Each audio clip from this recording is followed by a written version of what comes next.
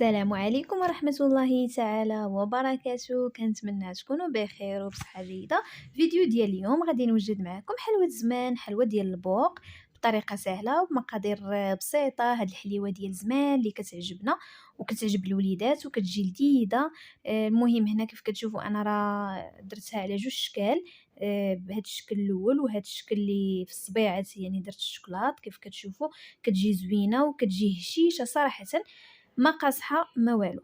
المهم خليكم مع المقادير وطريقة التحضير في الفيديو، ولكن قبل الى مازالين ما مشاركينش في القناة او اول مرة كتشاهدوا القناة ديالي، فما تنساوش ديروا اشتراك للقناة وتفعلوا زر الجرس باش هكا يوصلكم كل جديد. نخليكم مع المقادير وطريقة التحضير.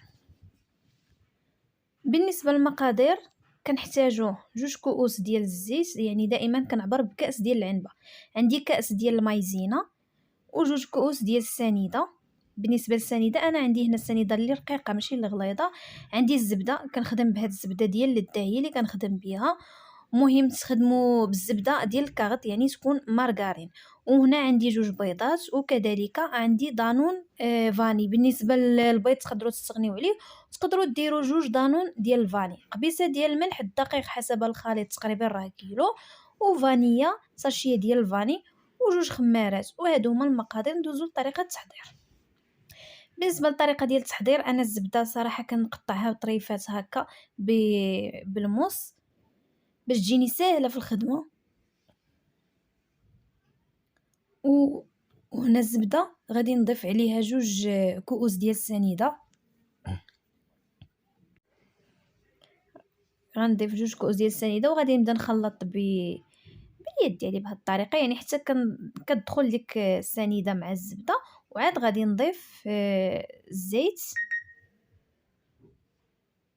غنضيف الزيت وغنبدا نخلط مزيان حتى غادي تولي يعني الخليط غيولي كريمي. هذا هو السر ديال هاد الحلوه البوق باش كتجينا هكا يعني زوينه وهشيشه. هذا هو السر ديالها، يعني كنخدموا الزبده مع السنيده ومن بعد الزيت كنخدموها مزيان بهذا الشكل هذا كيف كتشوفوا كتولي كريمي. عاد كنضيفوا دانون يكون ديال الفاني او ديال الموز. كيف لاحظتوا ضفت دانون. وهنا غادي نضيف البيض. تقدروا تستغناو على البيض في بلاصتو، تقدروا ديروا جوج دانون ديال الفاني. المهم ضفت دانون وخلطت، وضفت جوج بيضات حتى هما وخلطت.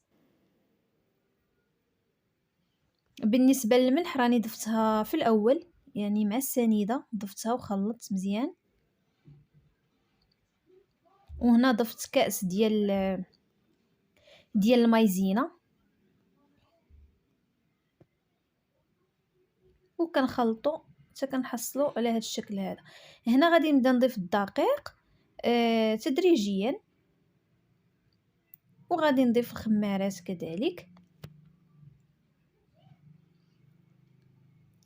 بالنسبه للدقيق يعني ما كنجيوش نضيفو، كنبقاو نضيفو بشويه بشويه، يعني عينك ميزانك كيف كنقولوا.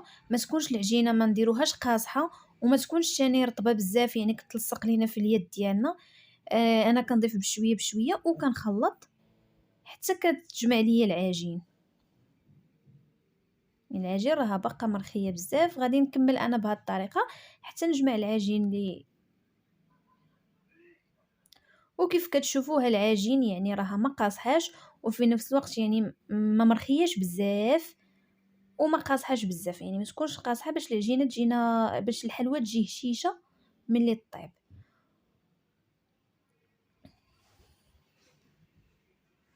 وهنا غادي نجيب هاد الطابع هذا، يعني هاد البوق عندي انا على هاد الشكل هذا، هو باش غادي نخدم. يعني دوك السنينات يكونوا ما يكونوش بعاد بزاف، يكونوا مقاربين باش هكا تخرج لي يعني ديك الحلوه يخرج فيها الطابع. كنضيف العجين بشويه بشويه بهذا الشكل هذا. غير سمحوا لي يعني مع التصوير، راه غير بنتي لي شاده ما صورتش لي هنا مزيان، وجيت حتى انا معنكشه باش غادي نخدمها. حتى انا تعنكشت في الخدمه باش تبان لكم مزيان في الكاميرا. المهم كنوضعوا العجين على هذا الشكل هذا وكنبداو ندفعوا بالاصبع ديالنا باش كتجينا باش كتخرج لينا ديك العجين. وهنا راه يعني كنمشيو قياس واحد ولا المهم القياس اللي بغيتو نتوما. كبيرة صغيرة المهم القياس اللي بغيتو. راه كيف كنقول لكم عينك ميزانك، هنا كتلعبي بها كيف بغيتي العجين. انا درت هاد الشكل هذا صبيعات، وبنفس العجين درت دوك الشكل اللي شفتو في الاول ديال الفيديو على شكل دوائر. غادي نستمر انا بهاد الطريقه هذه حتى نكمل الطاوه كامله. بالنسبه للطياب ديالها الفران العادي ديال الغاز شعلته غير من التحت، والطاوه غادي نوضعها من الفوق، يعني العافيه شاعله التحت ديال شعلاله. يعني غادي نحطوا العافيه الطاوه، غادي نحطوا الطاوه والعافيه تحت منها، حيت كاينين بعض الناس كيقول لك لا كيفاش كطيب، واش نطيبوها من الفوق؟ غاديش نطيبوها من الفوق، كطيب من التحت هي الاولى، ومن بعد كنوضعوها لتحت باش تحمر لينا واحد شويه.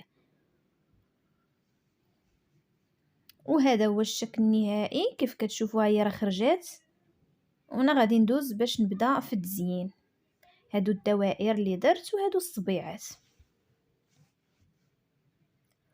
وهنا غادي نوجد الشوكولات. بالنسبه للشوكولات انا استعملت قاله، كنخدموه في حمام مريم، وكنبداو نوضعوه بهذا الشكل هذا.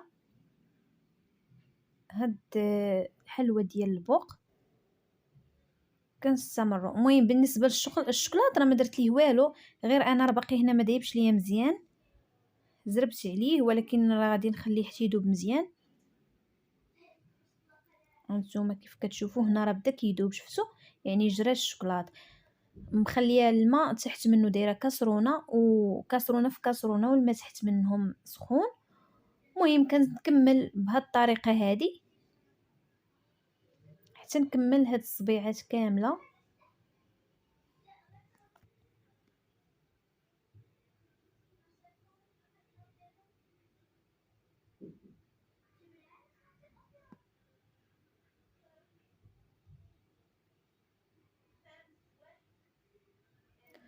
وهكا كيف كتشوفوا انا وضعتها هنا حتى كيجمد داك الشوكولات، ومن بعد نستفوها كنحصلوا على هذا الشكل هذا كيف كتشوفوا. وبالنسبه لدوك الدوائر انا ضفت ليهم غير زينتهم غير بشويه ديال الكوفيتير، يعني الا بغي يعني كتنويع فقط، ماشي ضروري ديروا. المهم انا عطيتكم فكره ديروا على هذا الشكل ولا الشكل الاخر. وهاد الحلوى راه كتجي زوينه صراحه، كتعجب الوليدات. كيف كتشوفوا هذا هو الشكل النهائي، والكميه تبارك الله راه خرجات لينا، يعني راه اكثر من كيلو هادو. خرجت كميه كثيره تبارك الله. هادو درت ليهم الكونفيتير غير زربت عليهم صراحه. وما كيبغيوش ليا انا بناتي دوك الفواكه اللي كنزينوا بهم من الفوق اللي بالخضار والحمر، صراحه ما كيعجبوناش بزاف. درت ليها انا غير الكونفيتير جات زوينه. وهذا هو الشكل النهائي ديالها، كتجي هشيشه ولذيذه صراحه. كنتمنى الفيديو ديال اليوم يكون نال اعجابكم. الى تبعتوا الفيديو حتى الاخير مرحبا باي سؤال ديالكم، وما تنسونيش بلي لايك للفيديو، وكذلك الى ما مشاركينش في القناه ما تنساوش ديروا اشتراك وتفعلوا الجرس باش هكا يوصلكم كل جديد اللي كننزل انا.